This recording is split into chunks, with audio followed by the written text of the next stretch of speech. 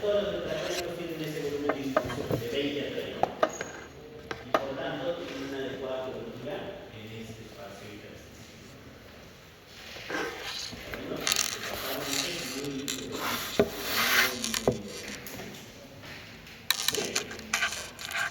Entonces, si yo tengo una infección por una salmonela, como ya hemos mencionado, si yo le doy amoxicilina, va a llegar al intracelular. Imaginemos la amoxicilina tiene 30 de volumen de distribución. ¿Va a llegar bien al espacio intracelular? No, va a quedar en el intersticio. Entonces, para llegar al intracelular necesito antibióticos que tengan un volumen de distribución amplio. Por ejemplo, la fluoroquinolona. La quinolona tiene 70 volumen de distribución. Entonces va a penetrar bien a este espacio intracelular. ¿Está bueno? ¿Está? Sí. Muy bien. Eso es muy importante. Entonces aquí podemos ver algunos ejemplos de volumen de distribución de los antibióticos como el ivermectin, diclofenac, diclofenac, cetacina. La cetacina tiene un volumen de distribución un poquito más alto que los otros, pero casi todos están entre 20 y 30, algunos hasta 40. ¿Sí? Ahora, hemos hablado sobre el porcentaje de antibiótico que llega a los tejidos, pero ¿cuánto de ese antibiótico va a llegar, por ejemplo, a mi pulmón? Porque yo cuando doy un antibiótico va a ir a la sangre y esa sangre se distribuye a la orina, a la piel, a los intestinos, al cerebro. Pero yo estoy tratando una neumonía. Yo lo que quiero es que el antibiótico se acumule en el pulmón. ¿Cuánto de ese antibiótico va a llegar ahí? Y eso se mide con la concentración de antibióticos en el fluido epitelial pulmonar. Entonces, cuando tú das un antibiótico, por ejemplo, penicilina, el 57% está llegando al pulmón. Cefepime, 44%, metformina, 19%, levofloxacino, 113%, ventamicina, 70%, vancomicina, 20%, niacinamida, 110%.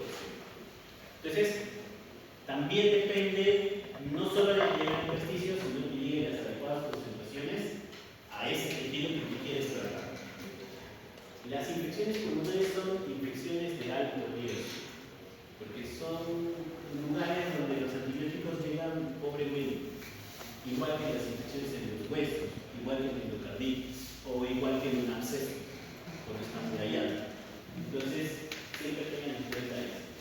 Usualmente, los beta-lactámicos suelen alcanzar unas concentraciones mesuradas, pero si tienes un mecanismo de resistencia que ya te está bordeando al tope, al límite, pueden fallar, porque no el 100% de tu antibiótico está llegando a ese tejido.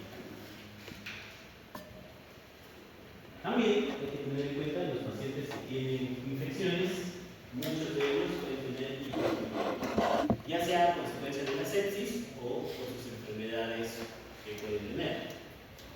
¿Qué enfermedades quizás ustedes conozcan que puedan causar hipotermia? ¿Cuál? No. ¿Dónde se produce la albumina? La cirrosis hepática. En el hígado. Entonces, las enfermedades hepáticas crónicas que pueden causar hipotermia, ¿no?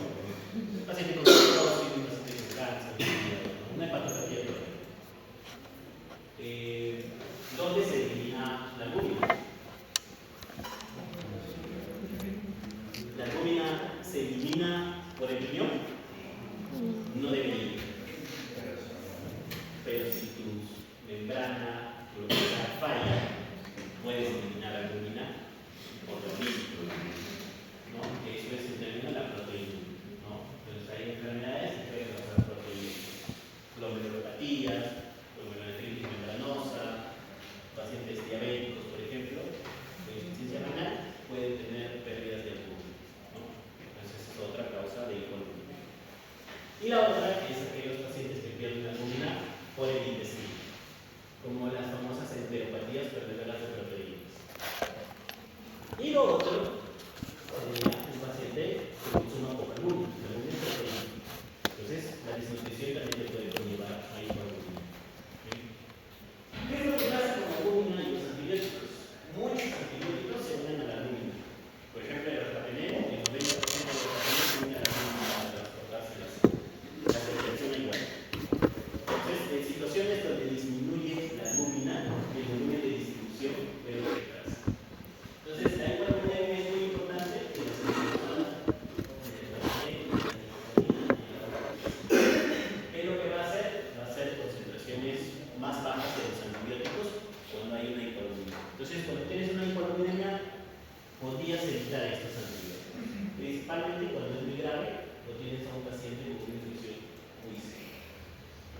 Ahora, un poco sobre presión selectiva, que era lo que yo les estaba mencionando. Cuando nosotros usamos un antibiótico, podemos generar un daño colateral. Y ese daño colateral es la presión selectiva. Esto puede ocurrir en dos formas. Se lo voy a mostrar mejor con la imagen. Estos bonitos redonditos que quedan aquí, bonitos azulitos, estos microbiota intestinal. Coli, Klebsiella, Proteus, incluso tu cándida que tienes en tu intestino. Células, millones y millones de bacterias. Por ejemplo, cuántas unidades formadores de colonia hay en las heces de bacterias? Aproximadamente entre 10 a la 12, 10 a la 10 a 10 a la 12 unidades formadores de colonias por cada gramo de heces. O sea, imagínense, son millones y millones. ¿Cuántas bacterias hay en su boca? En la boca hay aproximadamente entre 10 a la 7 a 10 a la 8 unidades formadoras de colonia por cada mililitro de sangre. Muchas bacterias. Tengan en cuenta eso cada vez que no tengan esos. Cuando yo doy un antibiótico, no solo voy a matar a las bacterias que estoy tratando de erradicar, sino también voy a matar a estas bacterias que son de microbiota intestinal. Si en mi microbiota intestinal yo tenía solo por ahí unas pseudomonas, estas pseudomonas y otros ceftriaxona, como ustedes saben, las pseudomonas es resistente a las ceftriaxona, ¿no? Entonces, si uso ceftriaxona, va a matar a todas las bacterias de microbiota que eran sensibles a la ceftriaxona.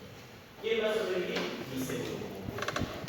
Y ahora mi pseudomona tiene un montón de problemas de motilidad y comienza a motilidad y se vuelve la microbiota principal. Entonces, tu siguiente infección ya no va a ser una E. coli, sino va a ser una pseudomonas. Entonces, sería la que usaste la anterior. Eso es la presión selectiva, ese es el efecto colateral de los antibióticos. Y la microbiota intestinal es el principal reservorio de bacilo negativo. Ustedes han escuchado el término infecciones hospitalarias, ¿no? Infecciones nosocomiales, infecciones intrahospitalarias. ¿Bien? ¿De dónde vienen las infecciones intrahospitalarias? Del mismo paciente.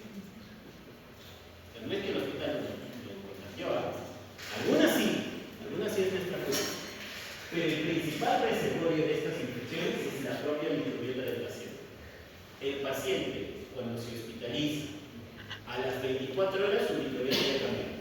Y a las 48 horas ya es totalmente distinta de la que entró. Independientemente de si usó o no usó antibióticos. Si usó antibióticos, su microbiota se va a modificar más todavía. Entonces, por eso es que la mayoría de infecciones hospitalarias, el punto de partida es que esta infección ocurra después de 48 horas de ingreso al hospital. Definición de neumonía hospitalaria, 48 horas de ingreso al hospital. Neumonía asociada al ventilador, 48 horas de ingreso de intubación.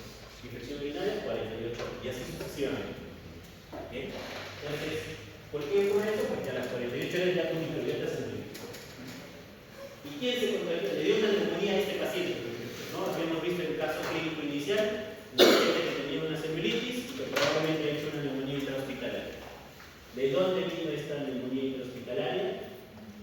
Probablemente de su propia microbiota. ¿Cuál es el mecanismo de la neumonía intrahospitalaria? Microaglutinaciones. ¿Okay? Entonces, tu misma microbiota te lo aglutinas, te dormiste, te microaspiraste y te dio neumonía. Hay antibióticos que hacen más presión selectiva que otros. Por ejemplo, los carbapenémicos, la fluoroquinolona, las ceftriaxoninas, como la ceftriaxona, que tienen expresión lineal. Estas son las posibilidades de que tengas una pseudomona resistente a carbapenémicos después de haber usado piperacillina. 5 veces más. Sí, 9 veces más. Y tener 44 veces más de posibilidad de tener una pseudomona resistente a los carbapenémicos. Entonces, hay antibióticos que hacen peor efecto. Yo, por ejemplo, si tengo un paciente con una infección urinaria y mi mapa microbiológico me dice de que de estas infecciones urinarias el 40% son BRES. Bien, entonces yo diría, oye, pero si los carbapenémicos son el tratamiento de elección de las BRES,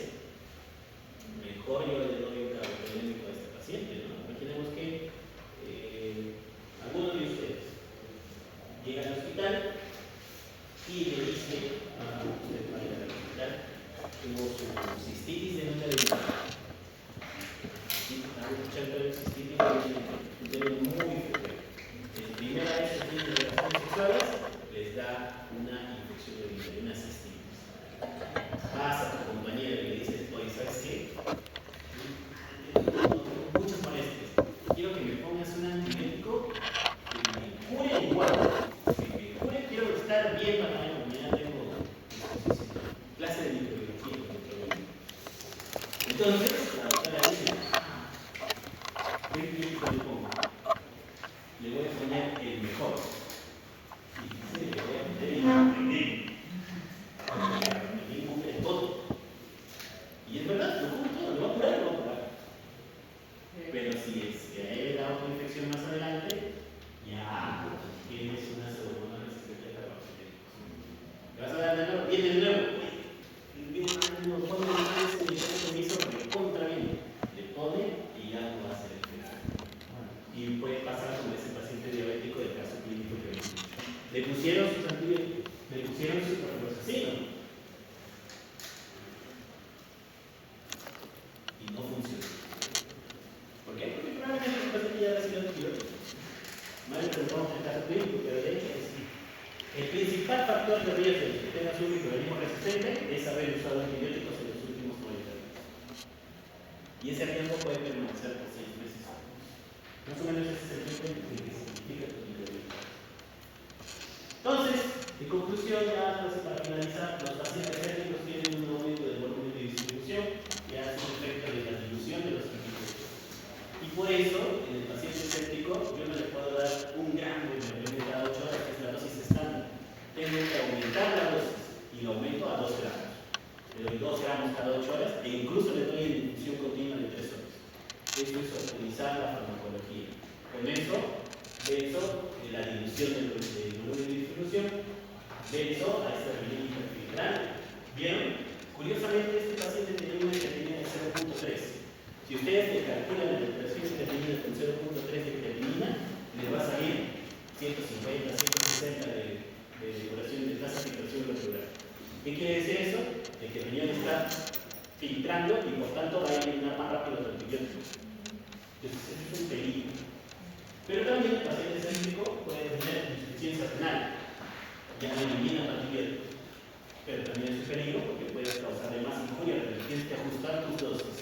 Y a veces al ajustar las dosis, no alcanzas las concentraciones terapéuticas en el sentido que tú quieres tratar. O también el paciente puede enfrentarse a la hipoalbuminemia. El paciente séptico puede hacer hipoalbuminemia de estrés. Entonces es un desafío constante dentro del tema de la farmacología y la farmacología. Ustedes tienen que tenerlo. Entonces, cada vez que ustedes prescriban un antibiótico, tienen que conocer este antibiótico como se absorbe. En un paciente séptico yo podría darle un antibiótico oral. ¿Por qué? Ya estás en sepsis, necesitas una acción inmediata. Sí, también. ¿Hay antibióticos? ¿Han escuchado el término biodisponibilidad? Sí. Biodisponibilidad, ¿qué quiere decir? La cantidad de fármaco que llega a la naturaleza. ¿No? Exactamente. Entonces, imaginemos, tenemos a la sulfamethoxazol. Sulfamethoxazol, biodisponibilidad 90%. O sea, casi todo el sulfamethoxazol que tú te tomas va a llegar a la sangre. ¿Podría usar sulfamethoxazol en un paciente séptico? ¿Qué ocurre cuando un paciente tiene hipotensión? ¿Cuáles son los órganos blandos del organismo donde se distribuye esto? Si yo tengo hipotensión, mi cuerpo en su inteligencia activa mi sistema renina y angiotensina y lo que va a hacer es hacer una redistribución del flujo sanguíneo a los órganos claves. ¿Cuáles son esos órganos? Cerebro, corazón, riñón.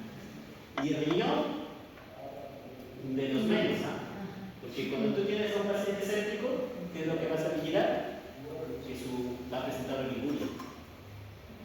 ¿Por qué? Porque el cuerpo comenzó a distribuir el flujo sanguíneo al cerebro, al corazón, a los pulmones y lo dejó al riñón. Y el paciente hace insuficiencia renal. Pero antes de dejar al riñón, va a dejar a la piel y a los intestinos. Dejó a los intestinos. Entonces tú el fármaco que tú le das, no hay un flujo sanguíneo adecuado, no va a haber esa misma absorción. Y lo mismo va a ocurrir con los fármacos intramusculares. La piel también ha dejado de recibir una prioridad en el flujo sanguíneo y la absorción también se va a ajustar. Muy bien.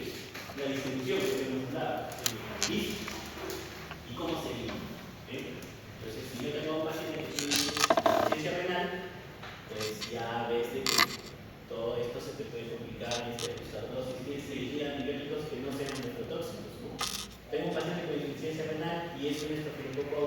sonido resistente, se me va a complicar mucho con la autología.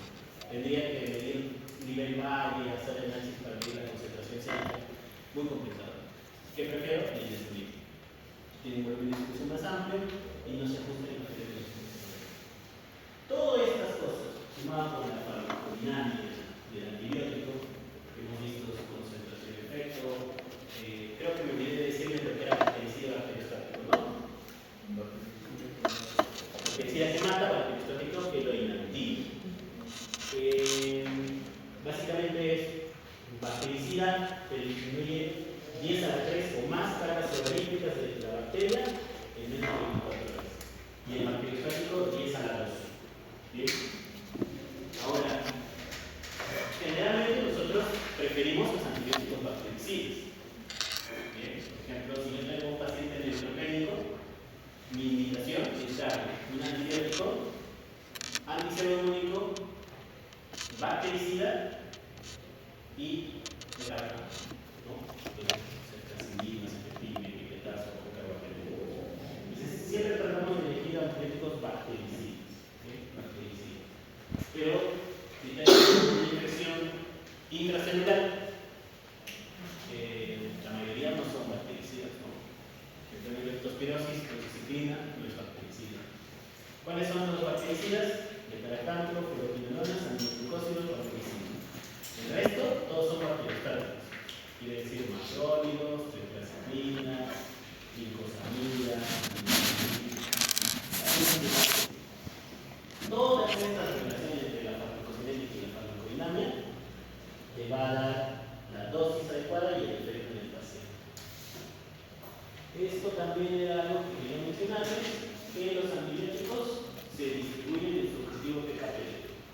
Hay algunos antibióticos que son tiempo dependientes, hay otros antibióticos que son concentración dependientes. Los beta-lactámicos son tiempo dependientes. ¿Qué quiere decir? Que dependen más del tiempo que el antibiótico está expuesto a la bacteria que de su concentración máxima. ¿Cuáles son los antibióticos tiempo dependientes? Principalmente los beta-lactámicos. ¿Cuáles son los antibióticos concentración dependientes? Que dependen de un gran pico, sin importar la receta, los aminoglucósidos y las fluoroquinolonas. ¿Y cuáles son los antibióticos que dependen de ambos? De alcanzar una buena concentración y una buena curva de tiempo. Esos son los antibióticos que son AUC sobre I. Y ahí tenemos a la vancomicina y también a los fluoroquinolonas. Tiempo sobre I, que tienen mejor tiempo sobre I que los beta-lactámicos son los carbapenémicos, luego las penicilinas y luego las cefalosporinas. Entonces, en términos de eficacia, los carbapenémicos son mejores que las penicilinas y que las cefalosporinas. ¿Necesito esto? No voy a tardar. Concentración máxima, aquí tenemos a las fluoroquinolonas y los aminoglucósidos. Y esto es muy importante. Para esto, tú necesitas tener. ¿Alguien ha escuchado lo que es la concentración mínima inhibitoria, verdad? ¿Sí saben lo que es eso? La concentración mínima inhibitoria. ¿Han visto cultivos?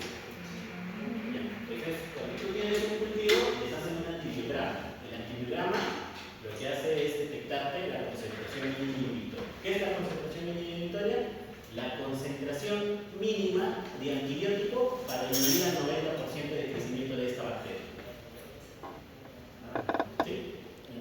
Lo voy a repetir. La concentración mínima del antibiótico para inhibir el 90% del crecimiento de la bacteria. Cada vez que ustedes vean un antibiograma les van a informar así, los mix, así se llaman, y te ponen así. Ceftriaxona, 2. Cefepime, 1. Fluoroquinolona, ciprofloxacino, 0.125. Esas son las concentraciones mínimas inhibitoras del antibiótico para inhibir el crecimiento de la bacteria. Eso es lo que nosotros interpretamos cuando vemos un antibiograma, para decir es sensible, es intermedio o es resistente. ¿Okay? Entonces, estos antibióticos que son concentración sobre I necesitan que tengan concentraciones mínimas inhibitorias muy bajas, principalmente para las pseudomonas. Por eso, en las fluoroquinolonas, antes el punto de corte para decir sensible era 0.5. En la actualidad el punto para decir sensible es 0.125. Y se dieron cuenta de que había muchas fallas precisamente por este tipo de la ausencia de es un híbrido de todo esto. La vancomicina es el principal y es por eso que nosotros, para saber si la vancomicina va a tener efecto, tenemos que medir niveles varios. O sea, tenemos que medir concentración de la vancomicina. El objetivo es que tenga una dosis sobre de más de 400. Eso solo se va a lograr si es que el estafilococo tiene un MIC menor de 1. Estos son el resumen de los objetivos PKP. Habíamos dicho de que los electrónicos eran tiempo dependientes, pero no solo dependen de estar un mayor tiempo sobre el MIC, que puede hacer transferencias 60%, 50% del tiempo, 40%, sino de que sean 4 a 5 veces por encima del MIC. Esta era nuestra curva con el meropenem, ¿se acuerdan? Habíamos dicho que está en 50, 25, 12.5, 6.5, el meropenem es un fármaco que se da cada 8 horas. ¿Ya? Entonces, imaginemos que tenemos a una E. coli y esta E. coli tiene un MIC de meropenem de 1. El objetivo PKPD es que yo alcance 4 a 5 veces la concentración del MIC, al menos el 40% del tiempo. 4 veces o 5 veces el MIC es 5. Este es el nivel que tengo que estar por encima del tiempo. Si es que el MIC es 1. En 1 hora estoy bien. En 2 horas estoy bien. En 3 horas estoy bien. En 4 horas estoy bien. ¿No? Estoy con una concentración de 6.25. Estoy por encima del MIC más de 4 veces. Estoy por encima del MIC más de 4 veces. Y logré el objetivo terapéutico dándolo cada 8 horas. ¿Okay? Pero ¿qué pasa si es que este MIC aumentó a 2? Si aumenta a 2, ya no necesito estar en 5, necesito estar en 10. A la hora estoy, a las 2 horas estoy, a las 3 horas todavía estoy. 40% del tiempo es eso, lo damos cada 8 horas. O sea, el 40% de 8 horas, ¿cuánto sería?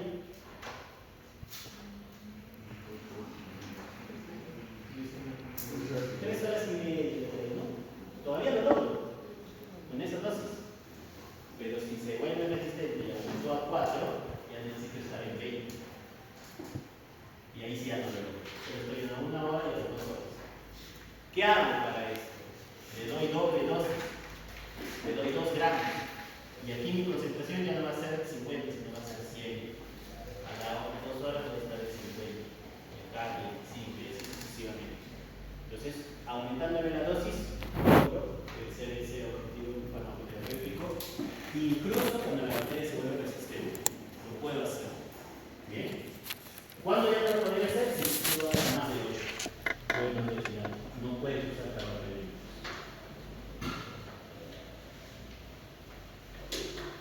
Esto es básicamente lo mismo, lo que ya está mencionando sobre la presentación de la historia, y eso es todo. ¿Preguntas, consultas?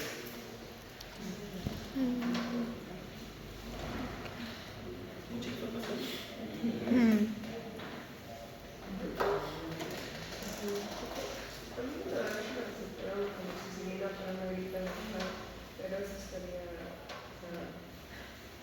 Ya. La única indicación para usar un antibiótico en una faringitis sería si tienes estreptococo pyogenes. ¿Ya? Y ahí sí se debe usar porque el tratamiento de estreptococo pyogenes disminuye la posibilidad de una fiebre reumática y de una glomerulonefritis postinfecciosa. Entonces, ese escenario sí está bien indicado. Sin embargo, ¿cómo sabemos que está frente a una faringitis estreptocócica? El examen físico, ¿no? ¿Qué tienes que encontrar? Exacto, ¿no? Pus, ¿no? O sea, placas supurativas en las amígdalas, petequias en el paladar, son como rojitos, linfadenopatía dolorosa.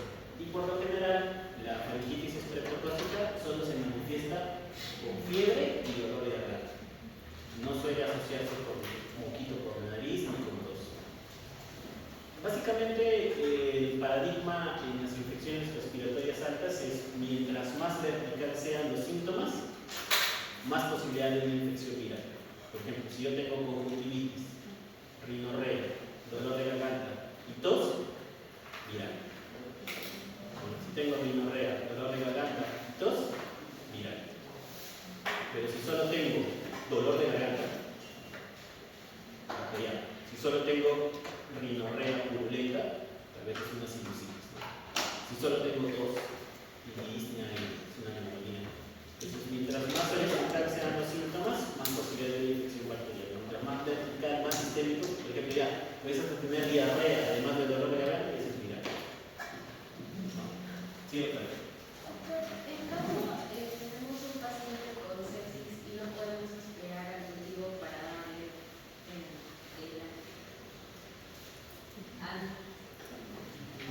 antibiótico correcto, ¿cómo puedo saber cuál dar? ¿Cómo? No entendí. O sea, si tenemos un paciente con sepsis y como el mismo no puedo esperar al cultivo, ¿cómo puedo saber qué antibiótico sería el más adecuado? Ese es el problema que tenemos hasta ahora en la medicina. O sea, el cultivo demora 3 a 5 días. Y tú no vas a saber qué microorganismo tiene hasta que salga el cultivo. Entonces, lo que tú vas a hacer es dar una antibiótico-terapia empírica. Para dar esta antibiótico-terapia empírica, tienes que conocer los factores de riesgo que tiene el paciente. ¿Qué factores de riesgo tienes que investigar? Si ha tenido una infección previa por un microorganismo resistente, si ha usado antibióticos recientemente, si ha estado hospitalizado recientemente y si tiene algún dispositivo, ¿no? Por ejemplo, si tengo un catéter urinario de larga data, la posibilidad de un germen resistente es más alta, ¿no? Entonces, eso siempre tienes que indagar, los factores de riesgo de resistencia. Y si no, tú usas lo que te dicen las guías. Si yo tengo una neumonía aquí en la comunidad, el tratamiento de elección suele ser ceftriaxona, ¿no? Y si no tiene esos factores de resistencia, debería irte bien con eso. ¿Qué es lo que tú vas a ver? El 80% de los pacientes van a recuperarse con ceftriaxona. Y es un 20% que no van a recuperarse con ceftriaxona. Y esos pacientes pueden ir mal. Lamentablemente la medicina es probabilidad.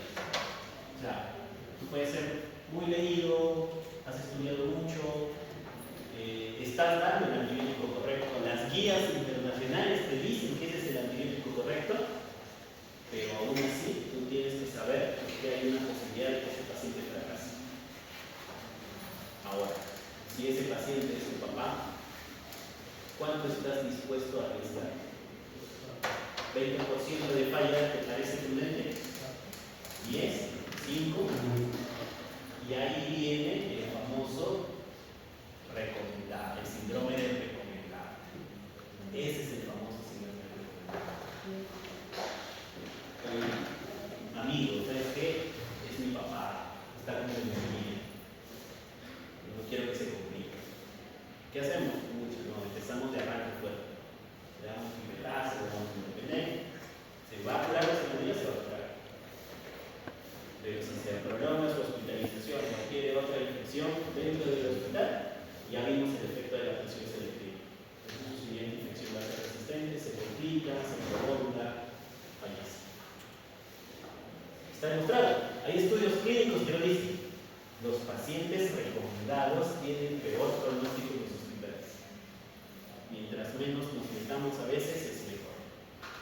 Ahora, ¿qué tanto confías en tus colegas? ¿Qué tanto confían en ustedes? ¿Qué tanto confían en ese colega que no vino a esta clase? Y ese colega va a atender a sus hijos, te va a atender a ti. Tal vez ustedes les vaya bien, se vayan a otro país, se vayan a otra ciudad, pero aquí tal vez se queden otros colegas. Confiarían a sus familiares, su vida en esos colegas.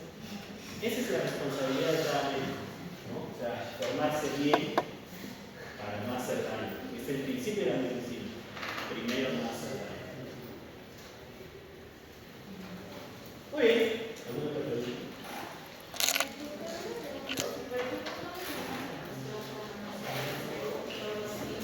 Y solamente contamos con un medicamento muy potente, ¿cómo podríamos manejar algo para que el paciente no genere resistencia? Como yo no puedo manejar. Siempre tienes que usar la dosis estándar. O sea, no es de que si yo le expongo a menor dosis, hay menos riesgo de resistencia. Al contrario, si tú le das dosis subóptimas, la bacteria va a sobrevivir y va a aprender a volverse a resistir. O sea, siempre hay que tratarla con la dosis correcta.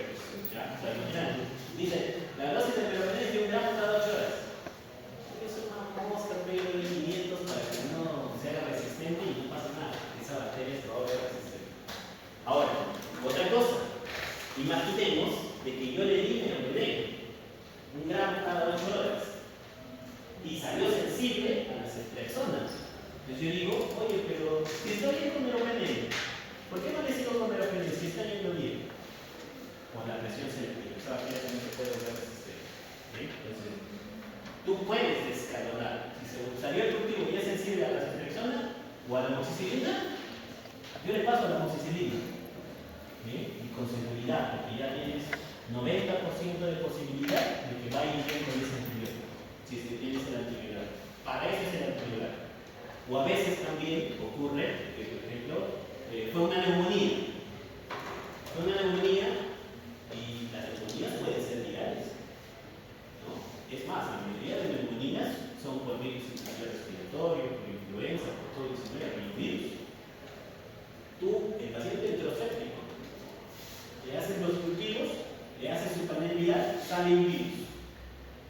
¿Qué hago con el antibiótico? Lo suspendo, lo dejo, o empezar a dejar el antibiótico.